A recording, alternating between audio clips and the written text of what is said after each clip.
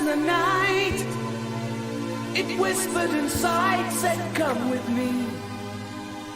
You have something to see. Make ready your heart. It'll tear you apart, but someone must know all these things I have to show. I bid you look to the east, see how its power's increased, yet with all that they have found, they still burn it to the ground. Behold the United States, with its plentiful plates, while starving mothers give birth, then lay their children in the earth. 10 million Jews made the news, went to die without a sound.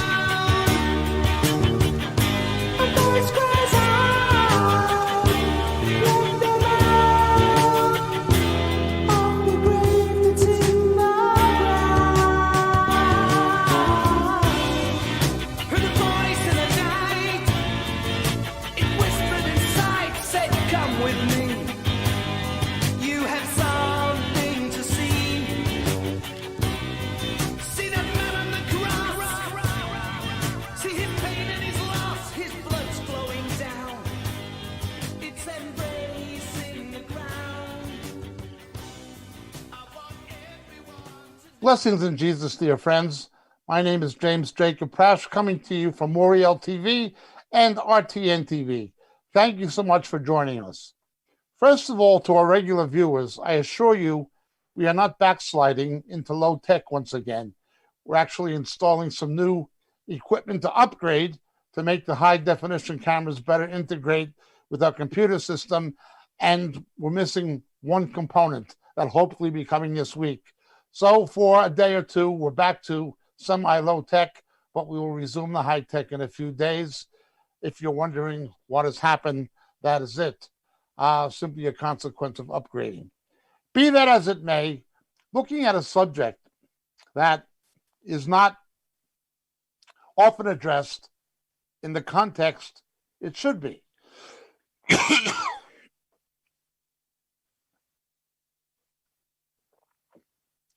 So much of Scripture, so much concerning end-time prophecy and the return of Jesus relates those prophecies, what people call eschatology, to historical events, past, present, and future.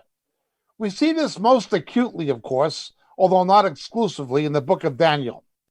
But let me begin first with the book of Joel, the book of the Hebrew prophet Joel, chapter 2. Joel says something that was later borrowed by Peter the Apostle in his Kerygma on the day of Pentecost, Hag Shavuot. In verse 28, it'll come about after this, that I will pour out my spirit on all mankind. Your sons and your daughters will prophesy. Your old men will dream dreams. Your young men will see visions. Even on my male and female servants, I will pour out my spirit in those days. Now, of course, we know from the book of Jeremiah and from the epistle to Timothy that old men could mean older in the faith, not necessarily older biologically or in any geriatric sense. Nonetheless, Peter borrows this on the day of Pentecost and his Kerygma, the first evangelistic sermon ever preached by the church. And he says this is like that in his Kerygma. It says, it shall be in the last days, God declares, I'll pour forth my spirit on all mankind, on your sons and daughters, and they shall prophesy. Your young men shall see visions, your old men shall dream dreams. We are warned in Colossians not to take a doctrinal stand on a dream or vision. That is how cults begin. The Lord showed me this, or God showed me that, and that becomes the basis to the doctrinal theology. In fact, Seventh-day Adventism comes from this. Not only that, but you have bogus dreams or bogus visions that are spuriously claimed. Islam, claiming that Muhammad met the angel Gabriel in a cave, or Joseph Smith with Moroni, or Ellen G. White, the founder of Seventh-day Adventism, claimed an angel appeared to her and pointed out the Sabbath from the Decalogue. We're warned against taking a doctrinal stand on anything of this nature. It is unscriptural, and it is potentially cultic or even cult forming. Nonetheless, there is a place and a dream and a vision that God gives us, as long as what is communicated in it and through it is in agreement with the Word of God and meets the biblical criteria. Like Mary in the Nativity narrative, are all dreams not from God? We see at the first coming of Jesus, God spoke through dreams and visions, and he will do so again, but not to give doctrine. I've not had many experiences like this in my life as a believer, not many, only a few. One I did have, though, goes back nearly 40 years. And I was in a situation where I was living in Israel. I was not yet married. And I had a dream. And it was a kind of dream that I woke up and I was suspended in that kind of state between consciousness and unconsciousness, but I was quite conscious of what I had seen. And I felt the presence of the Lord. I didn't see Jesus. I didn't have him appear to me or tell me anything. It was just what we see in the book of Joel and in the book of Acts. I believe the Lord confirmed something to me that is in agreement with Scripture through this revelation I had in a dream. And I felt the presence of the Lord through the Holy Spirit when I woke up. And I knew the Lord was speaking to me. However, don't take my word for it. Such things must be tested. And it had a predictive element. Now, again, it was not the Doreen Virtue type thing that Chris Roseborough promotes and things like this, and a Jesus who was never crucified appearing to me, and or like the uncrucified Jesus with no stigmata in the statue in Chris Roseborough's church that he stands in front of when he prays. It was not that kind of idolatry or superstition or anything of this nature. It was a revelation. It was the kind of dream that you see in Scripture. Something I would never base doctrine on, but I would test with biblical doctrine. Now, I am a very, very moderate charismatic, and I use the term sparingly, a very moderate Pentecostal, and I use those terms for want of a better term. Let's just say I'm a non-cessationist. I'm a continuationist, but I don't believe in most of what we see in the charismatic movement or the Pentecostal movement is authentic. Some is, most is not. Nonetheless, I'll relate what I believe the Lord showed me. I was not the first one to say these things. Others had said it, or had said some of these things. The Lord showed me something happening in what was then the Soviet Union. Now, David Wilkerson had written a book some years earlier called The Vision, and he predicted that for a season, a door would open in Russia for the preaching of the gospel. There were also some believers in the United States, Great Britain, and continental Europe who said there would be an exodus of Jews from the Soviet Union that would be very large, and it was prophesied by them at a time when the Russians were not letting any Jews leave. They were called refuseniks.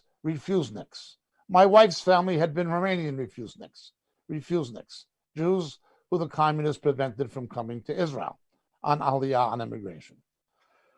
It was not happening, but these believers in the States and in Britain and a few from continental Europe said it was going to happen, and they said there was going to be a disaster in the Soviet Union that was going to change everything quickly. And it was going to be God's judgment that it happened. This was before Chernobyl took place. And they said there would be an implosion of the Soviet Union. Now, this was the peak of the Cold War. This was the time of Star Wars and the confrontation with Ronald Reagan and so forth with Star Wars. This was before Perestroika and Glasnost, before Mr. Gorbachev came to power.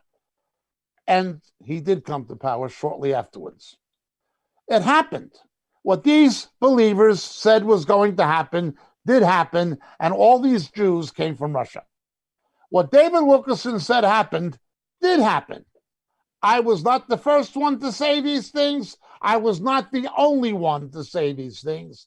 Anything that the Lord showed me in this regard was simply in harmony with what others had said first, and it was confirming of what they said.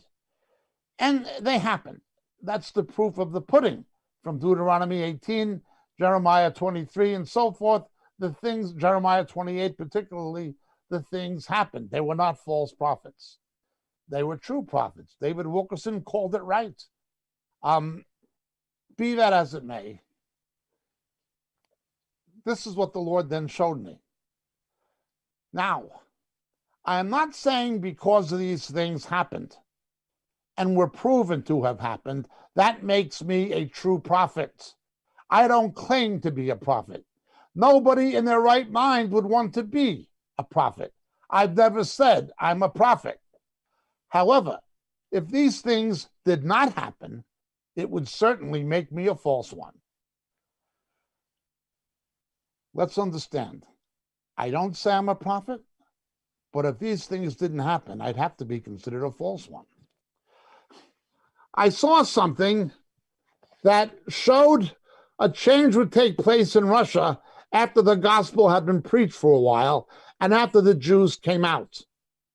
And it would become inimical once again to the gospel, but it would become particularly dangerous to Israel and the Jews. Something was going to take place in the Middle East that Russia was going to be on back of or have a hand in. That is the Soviet Union as it was then. This again was before the Soviet Empire collapsed, before the CIS collapsed, before the Warsaw Pact collapsed. This was before Gorbachev. This was well before Putin.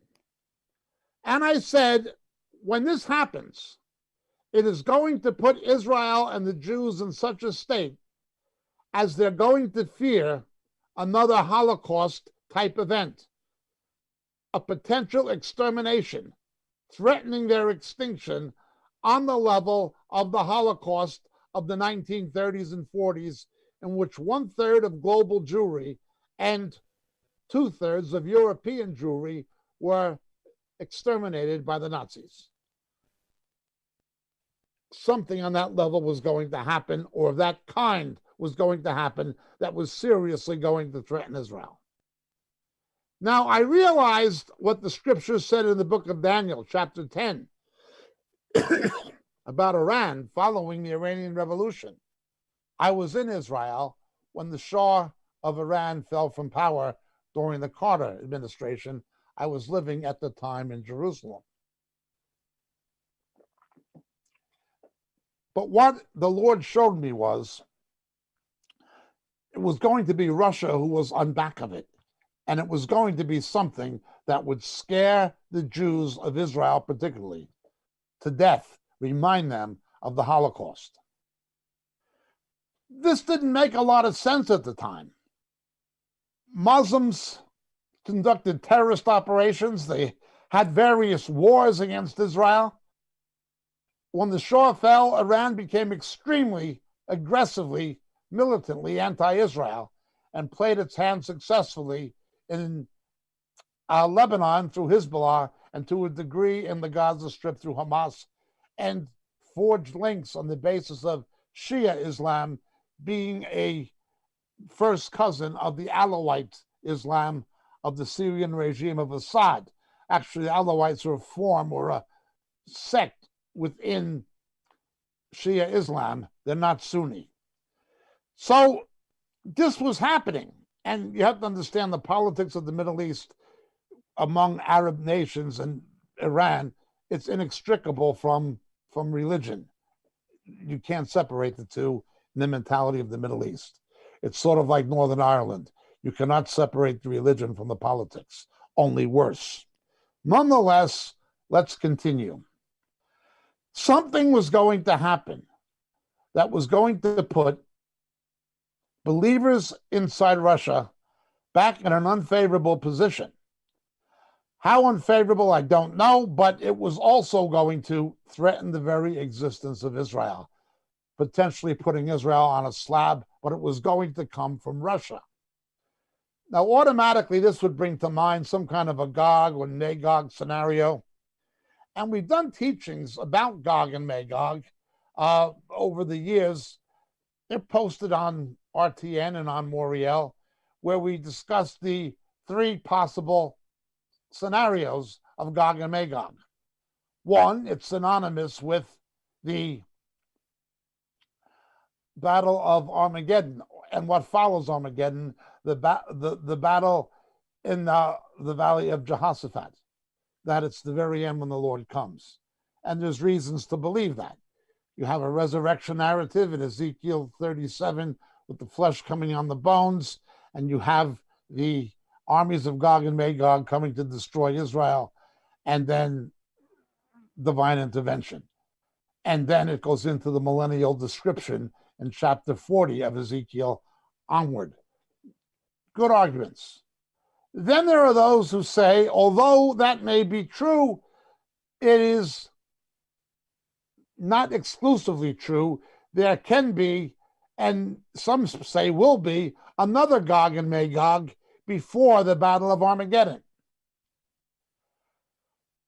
Most people, however, agree that even if there is, or even if there is not, 2 or 3 battles of Gog and Magog, the ultimate one, the final one, must be the one that takes place at the end of the millennial reign of Christ in Revelation chapter 20. The reason for that being, that's the one the New Testament mentions. The main Gog and Magog takes place after the millennial reign of Christ. Whether or not there is 1 or 2 that prefigure it, or that Revelation 20 is a Pesher interpretation of earlier events predicted in Scripture, these things are discussed, disputed. I simply mention it in passing for our purposes now. What was going to happen would be something like the Cuban Missile Crisis, I suppose, of my early youth. The eyes of America and the world were on Cuba and Castro and Havana. But what was really causing it was not Havana, it was Moscow. It was not Cuba, it was the Soviet Union. It was not Castro, it was Nikita Khrushchev and the Soviet Politburo. What was happening in the backyard of Florida was a reflection of something happening thousands of miles away in Russia during the Cold War. Something would take place in the Middle East that would be like that would remind the Jews of a Holocaust, of extinction, of extermination. And as we read in Ezekiel in the Gog and Magog prophecies, the intent of the nations is to destroy Israel and the Jews. And that's what the Iranians say their intention is. The mullahs are open about it. Khomeini is open about it. Ahmadinejad was open about it, etc. Well, my prophecy, as everyone knows, did happen. Again, that does not say that Jacob Prasch is a prophet. It just says if it didn't happen, you should consider him a false one and keep away from him. We know what happened when Mr. Putin came to power. There was a crackdown on clergy visas and believers inside Russia, and I've spoken at congregations in Russia, in St. Petersburg and in Moscow. They don't have the same freedom they once did. Certainly, evangelists and missionaries from abroad are not getting visas, but this is only the beginning. The Jews, however, did come out in a mass exodus, although some remain. Well, how did the prophecy come about? All you have to do is go on the Israeli news sites, if you're not familiar with Israel, and look at Haaretz or look at the Jerusalem Post website editorials in English, or look at Yedidot Achronot, or look at Debka, or look at Israel World Today, or any of these things. You'll see Israel lives in trepidation because of the threats of the Iranians to exterminate them. The Obama administration tried to buy time, giving $150 billion, as I've said many times, plus hundreds of million more secretly and probably illegally to the Iranian regime. Joseph Biden, now running for president, actually encouraged Western companies to invest in Iran. He was trying to buy their friendship and do so at the expense of Israel. Any inspections of the nuclear facilities in Iran had to take place after giving the Iranians 30 days warning. Now, when you understand the doctrines of Tawhid and the doctrines of Hudna in Islam, where there's permissible lying, where they can say they mean peace when they mean a ceasefire until they can get the advantage strategically, and they don't see this as lying. They see it as military disinformation given to the infidel in the jihad. Permissible lying. Oh, we believe in peace, we're going to abide by this, but they don't have to. Their religion tells them not to. At least their interpretation of their religion. So, this was the situation. And this made Israel frantic. The last major foreign policy initiative of Barack Obama, after his escapades against Israel with Hillary Clinton and with John Kerry and with Susan Rice, was to pick up the telephone and call the prime ministers of Great Britain and of New Zealand and other countries friendly to the United States and urge them to vote against Israel in the UNESCO vote in the UN. The last thing Barack Obama did before leaving the White House in terms of foreign policy was to kick Israel in the teeth and try to set off a timer on a time bomb. That's what he did. Mr. Trump comes. We know what happens. Be that as it may, what is this fear Israel has? It is a fear shared by the Gulf states, even Saudi Arabia. What has made the Emirates make peace with Israel? Despite the aggravation and anger of Turkey, Iran, the so-called Palestinian Muslims. Why? They're afraid of Iran. Kuwait is leaning in the same direction. Although they're not forthcoming about it, there are many people in the House of Saud, the Saudi Arabian government, who, to save their own necks, in light of what has transpired in Yemen particularly, with the Houthis supported by Iran, they will make some kind of a compromise with Israel. No, look at the Israeli newspapers. Any week, you'll see articles and editorials about it. Any week on the op-ed pages. You'll see news commentators speaking about it on television at least one or two a week, sometimes daily. And you will see something else in the diplomatic initiatives. The last two times the Israeli Prime Minister, Benjamin Netanyahu, the Rosh HaMemshalah, addressed the United Nations, it was about Iran and the threat of Israel's extermination, which is compared to the Holocaust. He's only saying what Israelis typically say. people having conversations in a coffee shop or in a park. It's in the media. Academics speak of it. Diplomats and politicians speak of it. You can hear it virtually every day.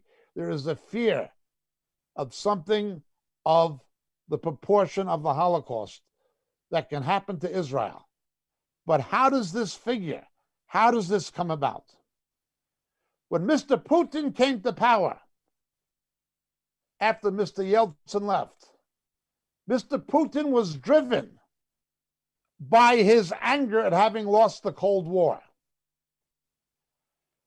And among other things, he tried to reassert Russian position in the Middle East.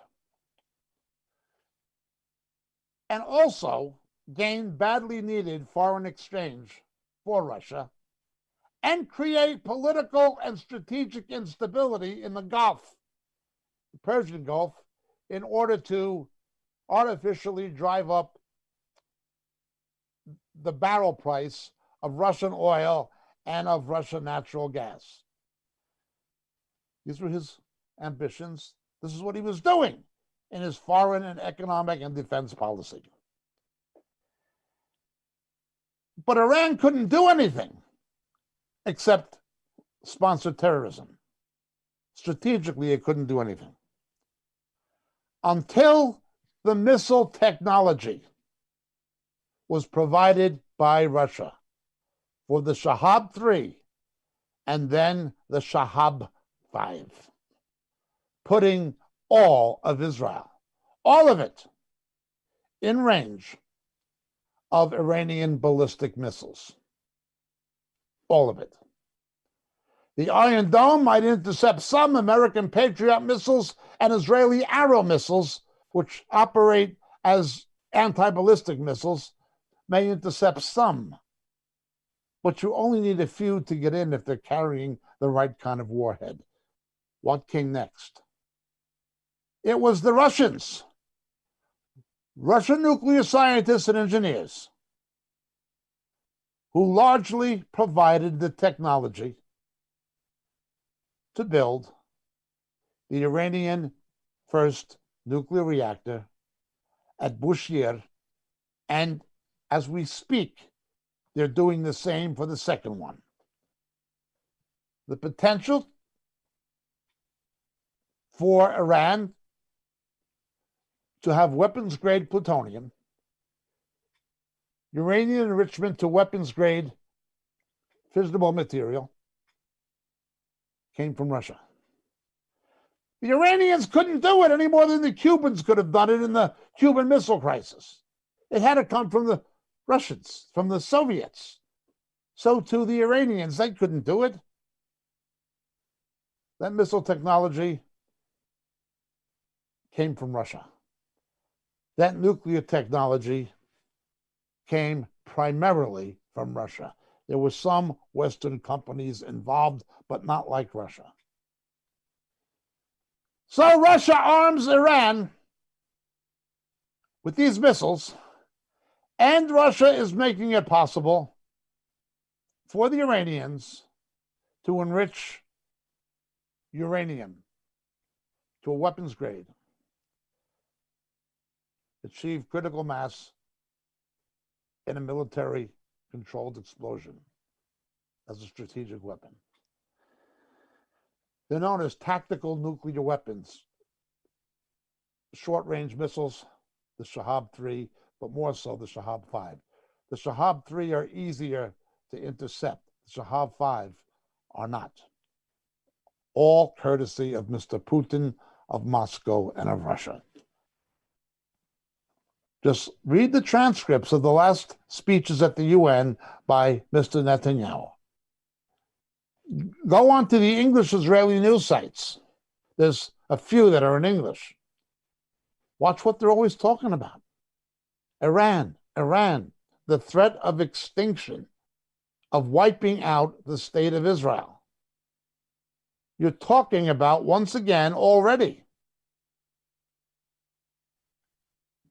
6 million Jews. There are now 6 million Jews in Israel. It is only if you count assimilated Jews and non-affiliated Jews does the United States still have slightly more. But in terms of practicing Jews or Jews with some kind of affiliation with a synagogue or a temple or a Jewish organization, Israel has overtaken the United States in terms of Jewish population who identify as Jews. 6 million. Something else. The Iranian hand, depleted uranium anti-tank weapons in the Gaza Strip, formerly controlled by Israel, that Israel gave up ostensibly for peace, now in the hands of Hamas, controlled by the Muslim Brotherhood. But the weapons, Iran. Where did the depleted uranium shells come from in terms of manufacture? Russia. The Katyusha rockets, a Russian product, supersaturated Lebanon to attack Galilee, and they've done it 3 times. And are preparing to do it again, apparently. You have Russian troops a few kilometers from the Golan Heights. A few kilometers from the Israeli border are Russian military advisors to certain elements of the Syrian military and also Iranian-backed militias using Russian weapons. Shooting distance from Israel as we speak. Mr. Netanyahu keeps meeting with Mr. Putin to try to discourage this. Doesn't matter. The threat has become very, very real. Israel fears another 6 million have their lives on the line. Just look at the last 2 speeches Benjamin Netanyahu gave at the UN and read his words carefully. Okay, so what I said was going to happen, happened. What other people said was going to happen also happened. But is there more happening? Is something else happening? The regathering of Israel. We have seen a regathering of the massive Jewish population from Russia and the Ukraine and the former Soviet Union. Massive. You can walk down the street in Netanya or in Tel Aviv or in the Krayot of Haifa and speak Russian. At one time in Israel, you had to speak Hebrew, English, or Arabic. If you could speak one of those 3 languages, you could usually get by.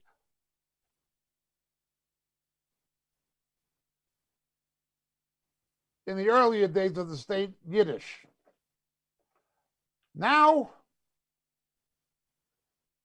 there are Russian neighborhoods, Russian-speaking neighborhoods. There are Russian-speaking congregations of Jewish believers.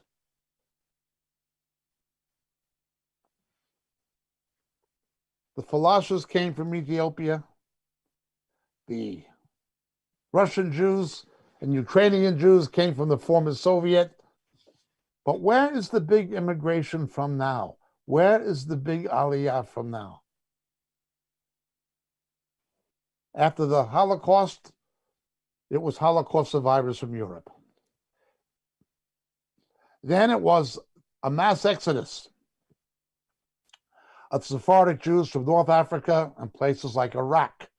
Unfortunately, the educated and more affluent ones tended to go to France and some to Quebec. The poorer ones generally came to Israel from Morocco, Algiers, Tunisia, etc. But that's changing. The immigration trend in Israel now is those French Jews whose parents and grandparents left North Africa after the French Empire collapsed and after the Arab world, in a unified sense, became very hostile to Israel because of the rebirth of the Jewish state. They made lives for themselves in France. Not anymore. The growth of the Islamic population, the anti-Semitism, both the traditional French anti-Semitism and the radical Islamic anti-Semitism are seeing an exodus of Jews from France, the same as there was from Russia, same as there was from Ethiopia, same as there was from North Africa and Iraq, etc., etc. The question I propose is it possible that what is demographically still the largest Jewish community in the world, as a urban population center, New York still remains the single biggest, greater New York, not just New York City, but New Jersey and Long Island and so forth. Biggest Jewish urban population center is still New York, and the most Jews technically, ethnically, live in the United States, but not by much.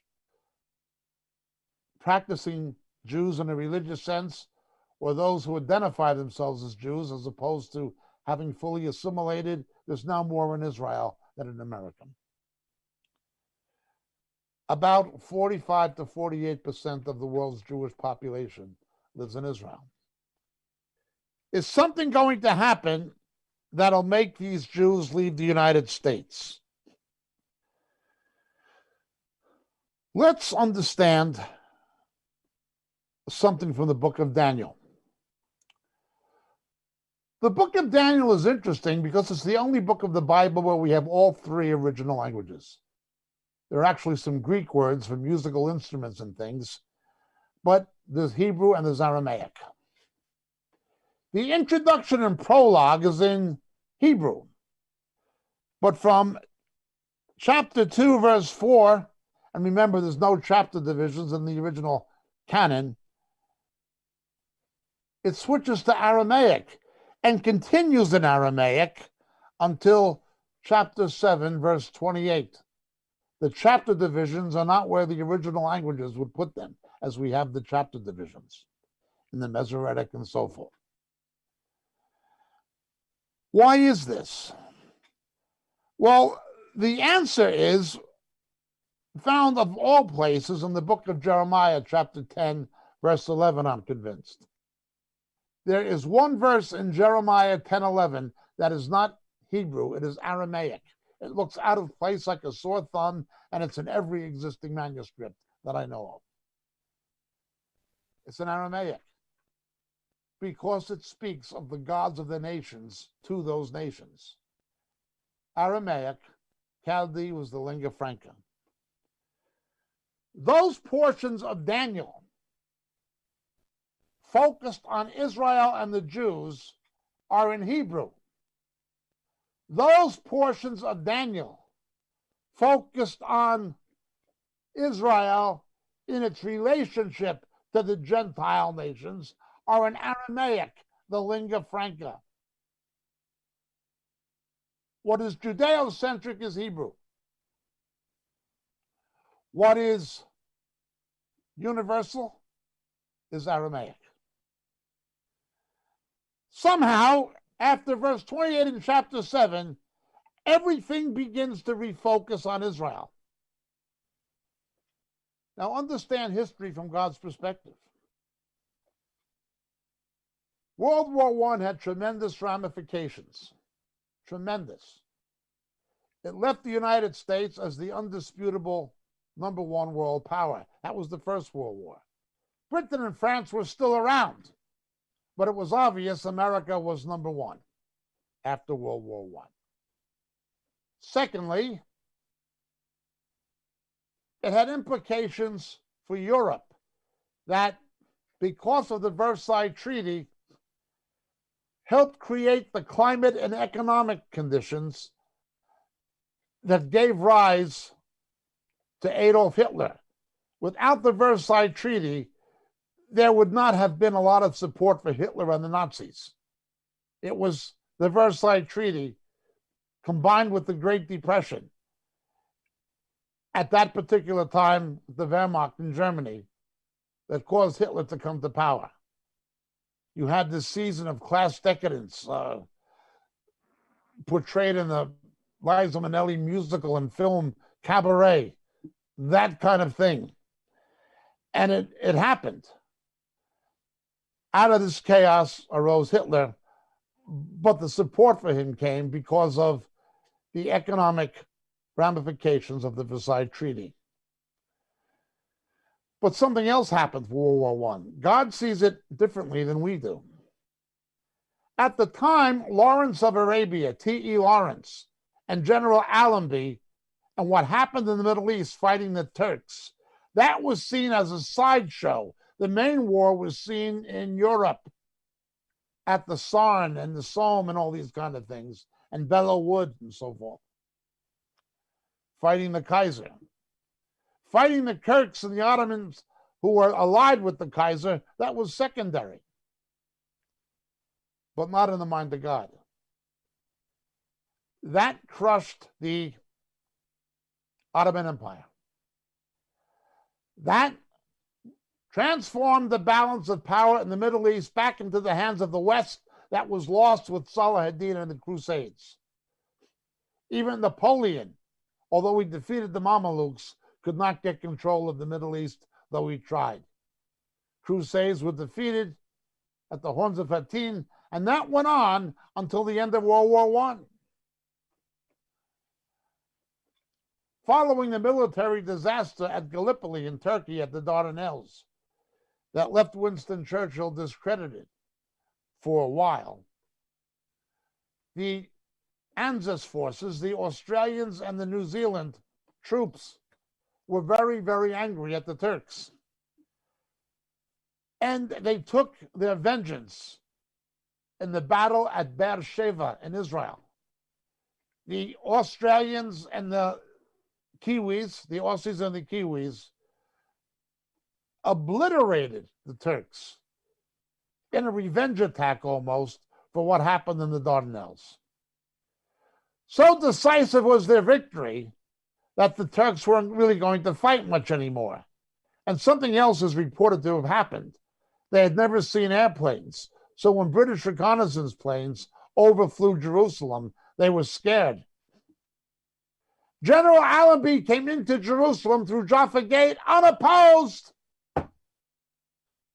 The Balfour Declaration opened the door for Aliyah, although the British would later revoke it. In God's economy, the bottom line of World War I was the collapse of the Ottoman Empire and the opening of the door for Aliyah to become a Jewish state. This climaxes with the San Remo agreements that everybody wants to forget and sweep under the table and call Israel an occupying power, when in fact the San Remo agreements of the League of Nations, that the United Nations is the successor of, gave that land to Israel. Separate but related subject. Let's move on. In God's economy, something else happens at the end of the Second World War. The Versailles Treaty causes support for Hitler. Comes to power. The after effect of the First World War was devastating. More troops were killed in World War I than World War II. It was the civilian casualties. It was the Blitz in England and the Holocaust on the continent that made World War II worse than World War I in terms of human lives lost. But military lives lost, nothing came close to World War I up to that time, and even World War II was not quite as bad. Nonetheless, we move on further. there was this hope that by having a United States of Europe, you would never have another World War I or World War II. It created the impetus to establish at the Treaty of Rome, with the blessings of the papacy, what became the common market, now called the European Union, which I have no doubt, is at least the embryo of what Daniel saw in Daniel chapter 2, as I've stated many times. That was one result of World War II of prophetic significance dealing with Daniel. But the other was the United Nations establishing Israel as a Jewish state. Despite the efforts of the British government to block it, despite the objections of the Arab world, it was reborn.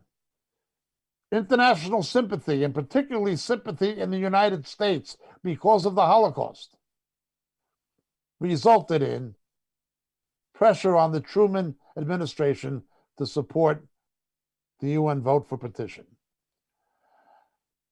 The Russians also had some kind of ambition in it because the founders of Zionism were socialists. In fact, the kibbutzes were essentially communists, not in the Soviet sense of communists, but they were collectives. They were communistic collectives. One of the reasons the Soviets came to hate the Israelis is the Israelis had a form of communism that was generally egalitarian and gave people a high standard of living, but it was not a socialist economy. It was a mixed economy. There was also free enterprise and so forth, with the Moshavs being a combination of socialism and capitalism in the Moshav movement. So it was a mixed economy, but the Russians had ambitions. Didn't last long. With Nasser, they became the enemies of Israel and worked to destroy it by arming the Arab nations, particularly Syria and Egypt under Nasser, which continued until Anwar Sadat. I digress.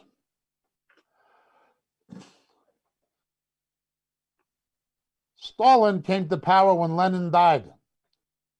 Stalin murdered Trotsky, a Jew, had the KGB assassinate him in Mexico. Stalin murdered Zinoviev. He began expelling Jews from the Communist Party, even though many founding members of the Communist Party in Russia were Jewish. Despite the fact that Marx was an ethnic Jew, they didn't care. Stalin redefined Russian communism as Sovietism.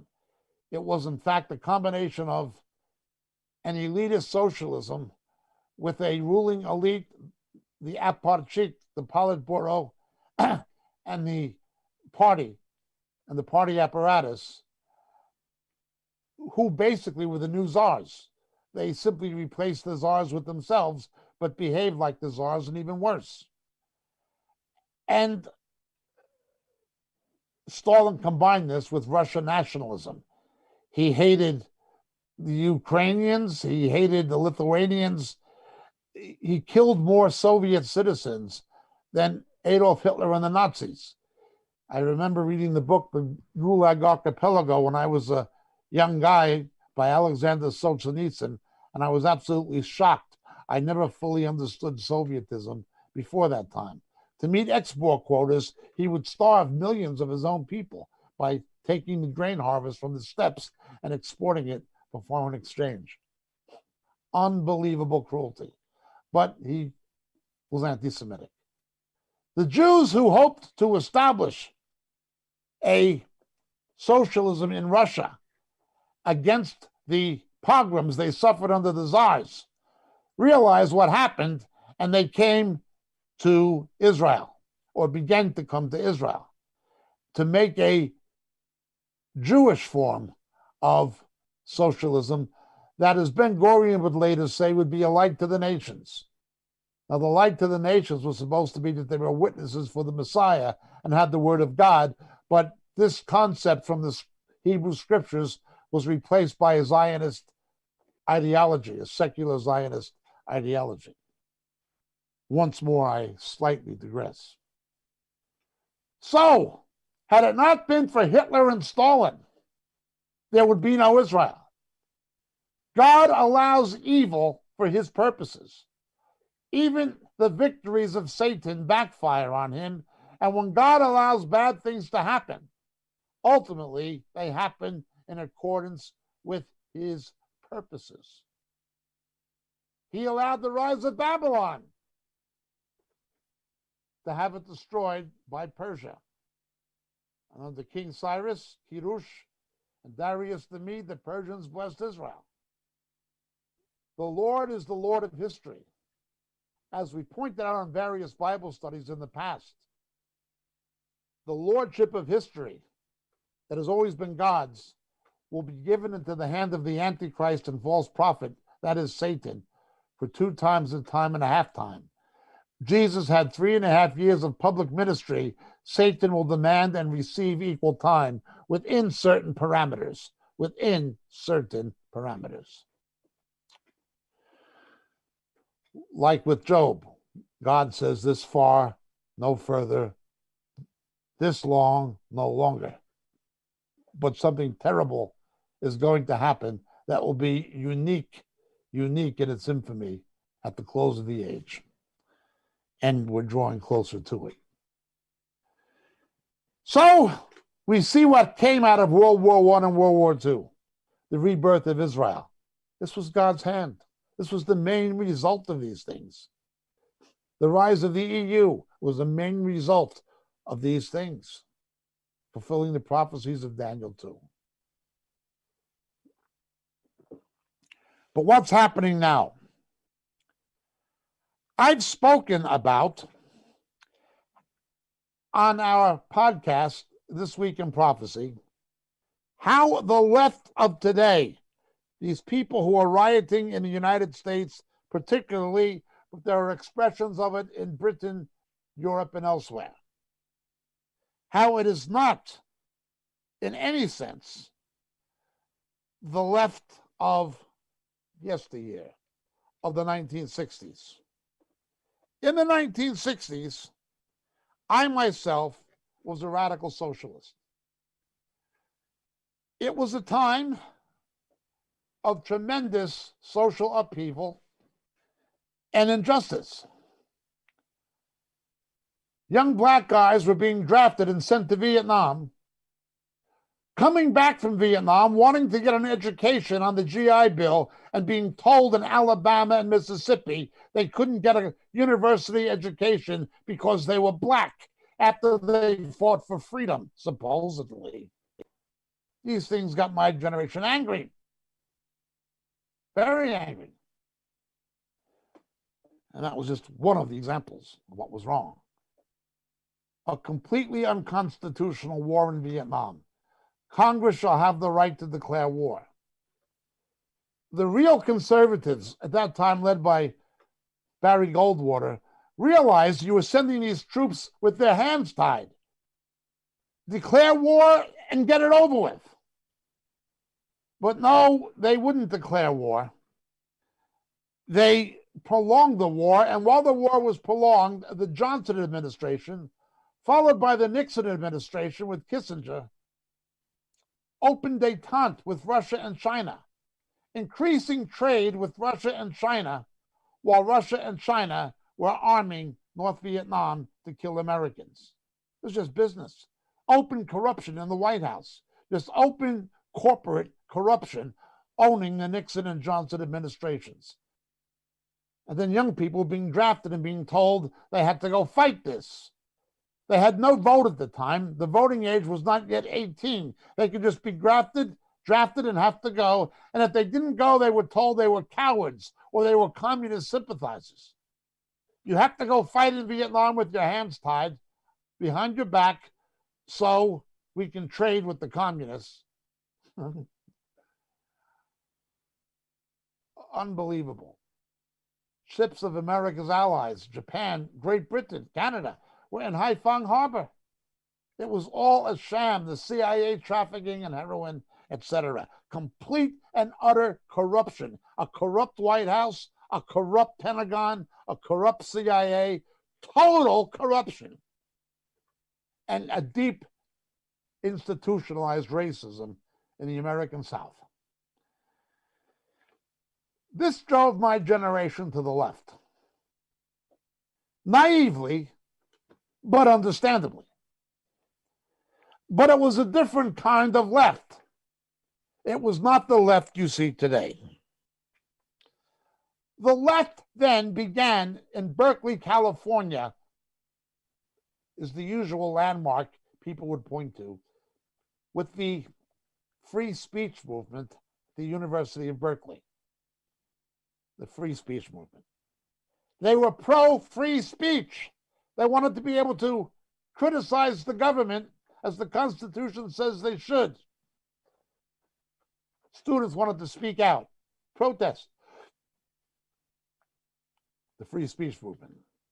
Free speech was sequestered on campuses and elsewhere. The left of today, however, is not pro-free speech. It is anti-free speech. If there are those who are supportive of Israel, or those who are supportive of the free market, or those who are supportive of Donald Trump, they don't have the right to put their views across. And an increased number of students say violent protest is justified to stop free speech. So the traditional left was pro-free speech. The new left is anti-free speech. The original left of my youth were the victims of McCarthyism. It was the establishment, the right-center establishment Republican Party, who were the McCarthyists. You're a Russian spy. You're colluding with Russia. They went witch hunting in Hollywood and things like this. The old left was against McCarthyism. In fact, to a degree, they were victims of it. It's perpetrated by the alcoholic senator, nice Irish Catholic boy, Joe McCarthy. My mother's family is Irish, by the way. I'm not anti-Irish. And his general counsel, Roy Cohen, who died of AIDS, a homosexual Jewish lawyer from New York. And my family, my wife and kids are Jewish. I'm not against Jewish people. But I didn't like Cohen, and I didn't like McCarthy. The left was anti-McCarthyism. Today, the left are the McCarthyists. Russian collusion. Putin controls Trump. KGB controls this. They used to say the KGB was infiltrating Hollywood. Now they say the Russian government was controlling the Trump administration. It's McCarthyism. No evidence. There's never any real evidence, much less proof, in McCarthyism. It's just witch hunting. Politically motivated witch hunting. Run by disgusting people like Roy Cohen and Joe McCarthy. Today, it's run by disgusting people like Adam Schiff, Jerry Nadler, McCabe, Brenner, Clapper, Susan Rice, Strzok, Page.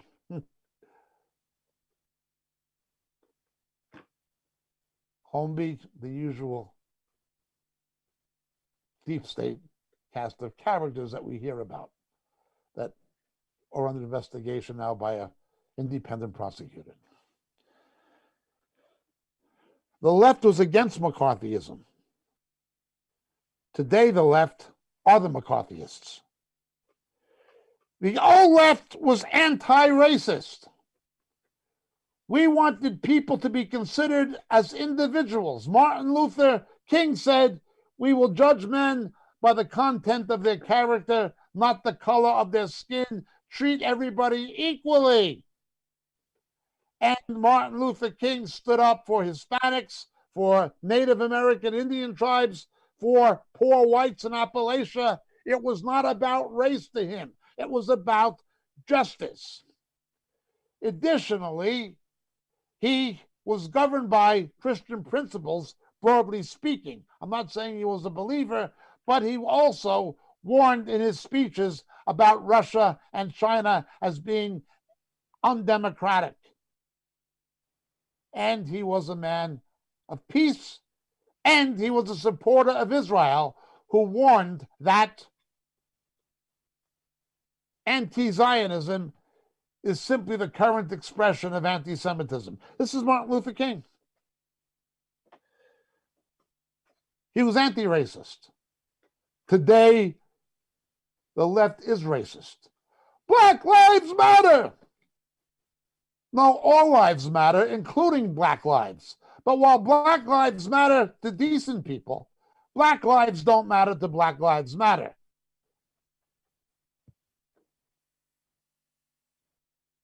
The murder rates of blacks killing blacks in Chicago and New York and Baltimore and Philadelphia have gone through the roof. Most of the victims are black people, black children going to school being shot dead, and Black Lives Matter don't say a word unless a renegade policeman shoots a black person, or even in a justifiable shooting. That becomes the big crime. They don't care about black lives. They're just playing the race card to get power. Additionally, because of affirmative action, qualified and intelligent blacks, of which there are many, and of which there would be many more if we did not have a failed public school system, are insulted and stigmatized. They're telling black people, you're not good enough to make it. We have to give you extra points. We have to let you into Yale University above Asians and white people who are more qualified. Suppose a basketball franchise like the Lakers or the Knicks said, we don't have enough diversity. We have too many blacks.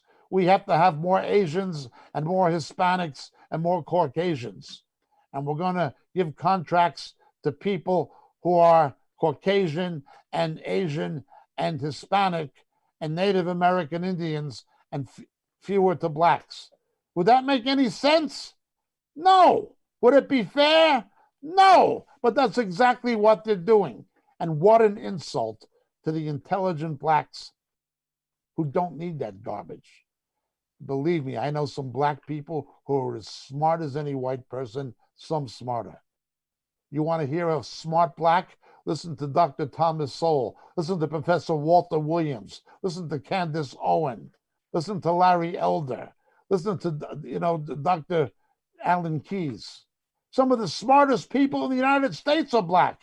Dr. Ben Carson, greatest pediatric brain surgeon in the world. Only one to successfully separate encephalophageal Siamese twins. Brilliant. Herman Cain was a rocket scientist turned successful businessman. But somehow, because of the left, they don't like the smart blacks. They like the stupid ones. They like the Al Sharptons. And so they discriminate against other minorities. Asians are openly discriminated against by major universities. Even though their math scores are so high and their SAT scores are so high, they're discriminated against for admission to allow in less qualified blacks, when in fact, we'd have a lot more qualified blacks if we had a decent school system instead of the joke we have now. But let's look. The old left were anti-racist. The new left are racist. The old left were anti-segregation. I remember Jim Crow. I remember going to Florida for vacation with my parents when I was a little kid. And I remember going to the American South, the Carolinas and Georgia, even Virginia, white only. I couldn't believe it. I remember that. White only. The left was against this. They were against segregation. Now, they want black-only space. They want gay and lesbian and transgender only spaces because they feel threatened by whiteness. Oprah Winfrey, you've got to take your whiteness with you. That's what she said. Can you imagine somebody saying to a black person, you've got to take your blackness with you wherever you go? They'd be defined as a racist, and rightly so, they'd be labeled a racist. Well, an unjust balance is an abomination to the Lord. Oprah Winfrey is plainly a racist, by her own words. The old left were anti-racist. The new left are racist. The old left was anti-segregation. The new left are segregationists. The old left had a radical element. It had radical elements like the Black Panther Party and the Weather Underground. It had campus radicals. It had a radical element. But it was predominantly nonviolent. Martin Luther King denounced violence. He was influenced by people like Mahatma Gandhi and Christian principles and things like this. He was anti-violence. You had the Student Nonviolent Coordinating Committee, SNCC. The protesters were hippies. They were known as peaceniks. They were singing John Lennon songs, give peace a chance and all you need is love. John Lennon said violence begets violence. Martin Luther King denounced violence. They were against these things. Student Nonviolent Coordinating Committee. The violent radicals were in the minority. Now in the new left, the violent radicals are in control. They're not peaceniks. They're not like the traditional left. In the traditional left,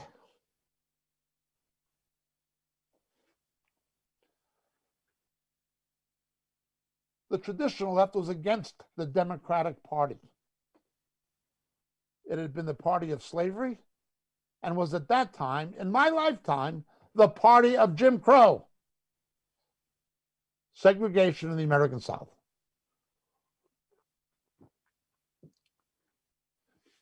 The left fought the Democratic Party.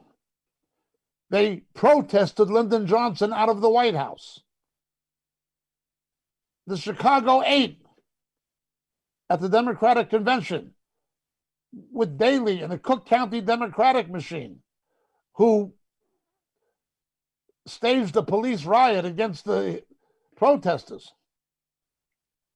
And then obviously the famous conspiracy trial with Abby Hoffman and Bobby Seale and those people. Unbelievable. The left were against the Democratic Party. Now the left are the Democratic Party. The old left were against the corruption of some of the rich, or of the rich generally. They were against it. These corporate profiteers who were trading with the communists at the same time they were supplying the American military to fight the communists. Well, American sons and brothers and fathers were coming home in body bags. They were trading with the communists. Country Joe and the Fish, Country Joe McDonald in Woodstock. Let's hope and pray when they drop the bomb, they drop it on the Viet Cong. Come on, Wall Street, don't be slow. Man, this is war, so go, go, go. Plenty good money to be made, supplying the army with the tools of the trade. The left of my era, the traditional left, protested the corporate aristocracy. Today, the Silicon Valley clique, the social media robber barons, George Soros, etc., fund it. They're elitists. They know they can control it the way that the Politburo and a Parchik control the Soviet Union. The rich fund it. The left used to fight the corporate aristocracy. Now they're funded by it. It's unbelievable. Unbelievable.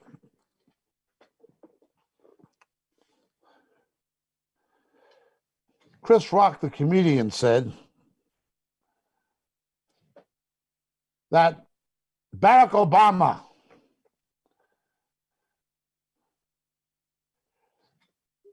represented favorable change, words to that effect, for white people.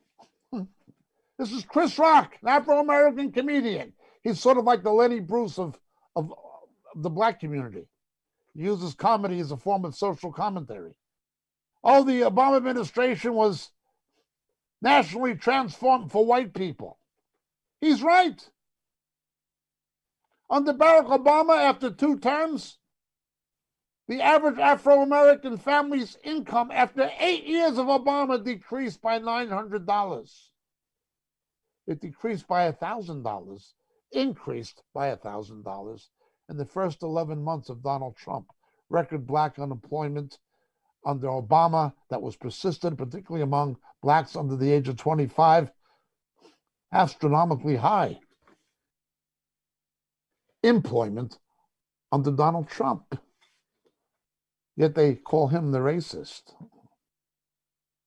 No, Malcolm X, no matter what you think of him, and he was a mixed bag, Malcolm X said the worst thing that can happen to black Americans is white liberals.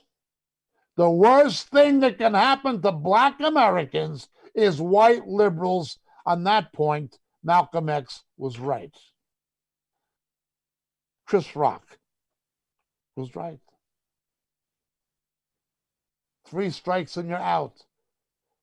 The Clinton administration, supported by Joe Biden, tripled the amount of black men in prison and black women.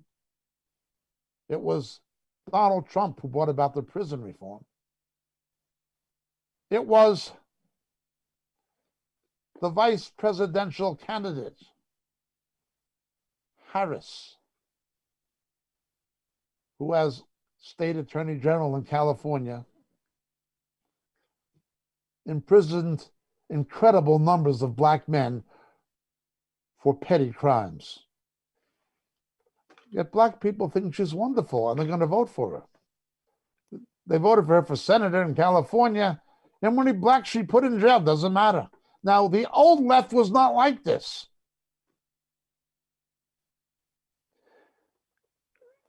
They had perhaps a misguided reasoning, but they reasoned. They weren't completely stupid like what you have today. The old left had a high view of Jesus and Christianity in some sense. I don't say Martin Luther King was a born-again Christian or a conservative evangelical, but he was guided, broadly speaking, as a Baptist clergyman by New Testament moral principles of nonviolence and justice. He was a Baptist minister. So, too, I remember the posters when I was a young guy. Jesus was the first hippie. He had long hair and taught about love and peace and so forth. There was a positive view of Jesus and Christianity, in some sense, by the old left. And in fact, the Jesus movement, the last major revival in the United States, from where Calvary Chapels, Jews for Jesus, and these things came out of it, was a revival among these hippies who'd been leftists. Today, the left is anti-Christian, extremely anti-Christian, and getting worse. Hatred of Christ and of Christian values. No, the left today is not the left of my youth. It is not the left of yesterday. They were against the Democrats, now they are the Democrats. They were against the corporate aristocracy, now they're funded by them. They were against McCarthyism, now they are the McCarthyists. They were against violence, now they are violent. They were against segregation, now they are segregationists. They were against racism, now they are racists, etc., etc. It's a different kind of left. Well, what kind of left is it? What kind of left do we see taking place? When you have this kind of social chaos, it always reminds me of what happened with Ballat and Robespierre in the French Revolution. The maddened crowds who begin singing and chanting liberty, fraternity, and equality get out of control and become so violent they turn against their own camaraderie. Now there's left-wing politicians who were sympathetic to Antifa and Black Lives Matter being attacked on the west coast of the United States. The mayor of Seattle. The very left-wing politicians who pandered to these people are now under siege by them in some cases. When you have that kind of chaos, they turn against their own leaders as they did Robespierre and Ballat. And of course, ultimately, if this goes on, what you see is a Napoleon, somebody who will restore social order by dictatorial means. It was quite a thing. Now, the court of Louis XIV and all this was corrupt, and Cardinal Richelieu was corrupt. It was all corrupt. But the peasants in France were still better off than the peasants in most of the rest of Europe. Marie Antoinette was not even French. She was an Austrian from the House of Habsburg, married into the royal family of France to cement a political alliance, as was the practice in those times. The First Lady was not even French when the revolution happened. Sound familiar? Vive la République, liberté, fraternité. Oh, yeah. Vive la Révolution. Look what happened. The Napoleonic Wars. Well, what came next? No, the left today are more like the Bolsheviks. Decadent and stupid. Being manipulated by an elitist cadre of professional political con artists who are using them for their own purposes. Just look at it. The governor of Illinois was pushing the crackdown and the quarantine. When asked why his own wife was allowed to go to the airport and get on a plane and go to Florida, he said, "You're attacking my family." The governor of Illinois, the mayor of Chicago, Lightfoot, the lesbian mayor of Chicago, she goes and gets her hair done. And they say, "Why are you doing this? It violates the quarantine." And she says, "I'm the mayor. I'm the face of Chicago. I can do what I want." Michelle Obama gives a speech on the radio urging people to observe the quarantine, not to go out unless they have to.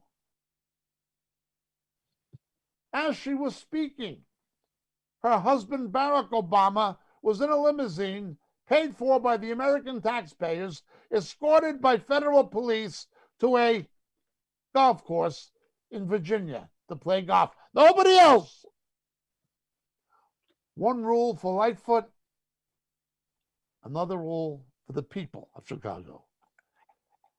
One rule for Lightfoot and one rule for Obama. Then we see Feinstein getting her hair done and not wearing a mask. These are the elitists. This is Bolshevism. controlled media, Pravda and Izvestia. The news was not what transpired. The news was not something you report.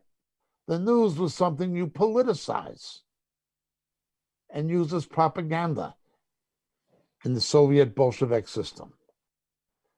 Today, it's called CNN, the New York Times, the Washington Post, the BBC, MSNBC. Some say the Washington Compost, MSNBC. BBC is bias, blasphemy, and cowardice. CNN is the Clinton News Network, and the New York Slimes, the Washington Compost, etc. Fake news like Izvestia and Pravda. No, these are not the traditional American left. What really scares me is they resemble another kind of socialist. Ignorant people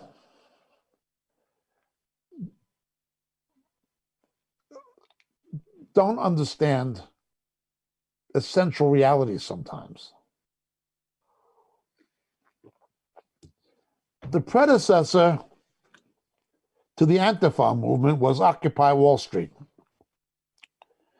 And they were out protesting banks. The Federal Reserve was lending banks money at zero interest.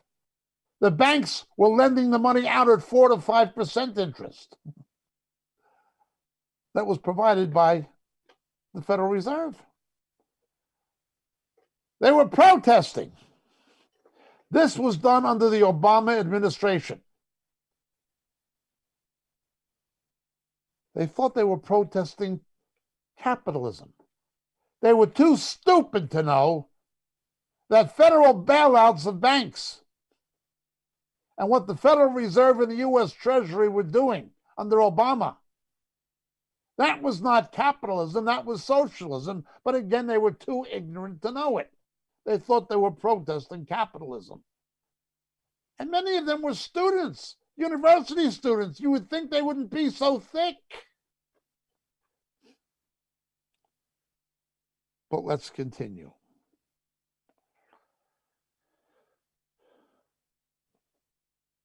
The other kind of socialism were the Nazis. The Nazis were socialists. The National Socialist Workers' Party. Nazis were socialists. Like Antifa and Black Lives Matter, violent.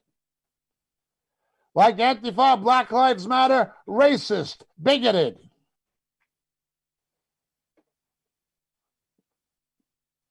Like Antifa and Black Lives Matter, anti-Semitic. You can look at some of the anti-Semitic statements made by some of the leaders of Antifa and Black Lives Matter.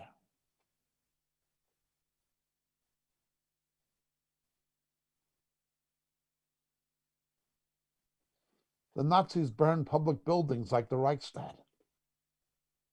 These Antifa and Black Lives Matter socialists are burning public buildings in Seattle, in Portland. They're doing the same thing as the Nazis.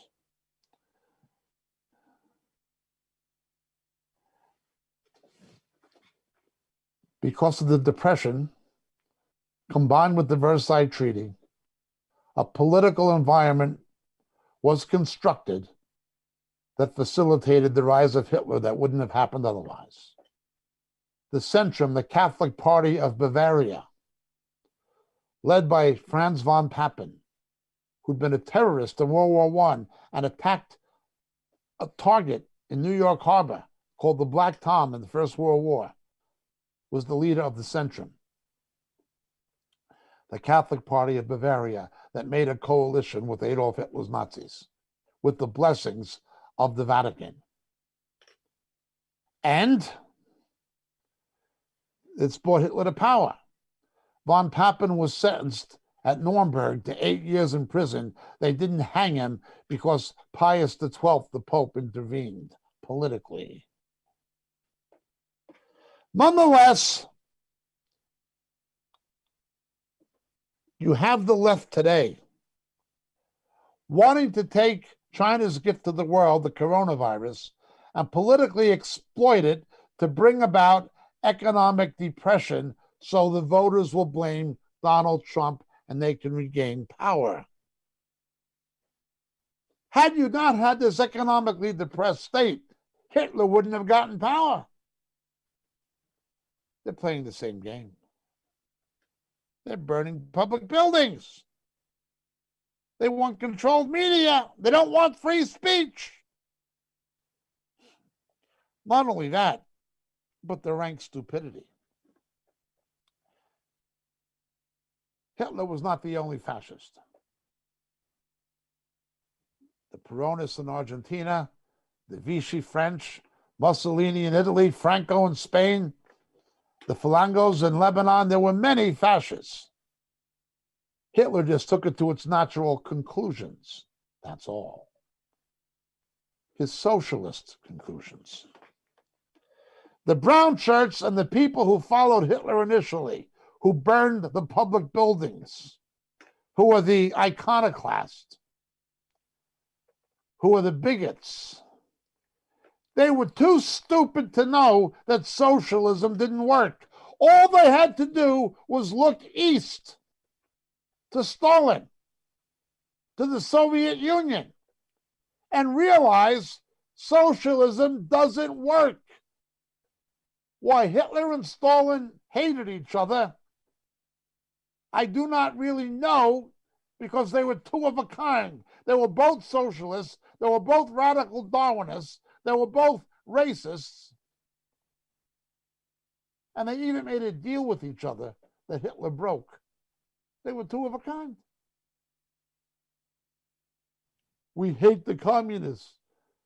They're only socialists like you, violent socialists. The brown shirts and the followers of Hitler didn't have the brains to realize socialism doesn't work. Just look at Stalin. Look at the legacy of Lenin. Look at the Soviet Union. Today, it's the same. They're too stupid. Look at Cuba. Look at Venezuela. Look at what was left of Eastern Europe when the Warsaw Pact collapsed. Just look. It doesn't work. When I was a teenager, I was a socialist. But there was one major problem with it. It does not work. It has never worked. But they're too stupid to know it.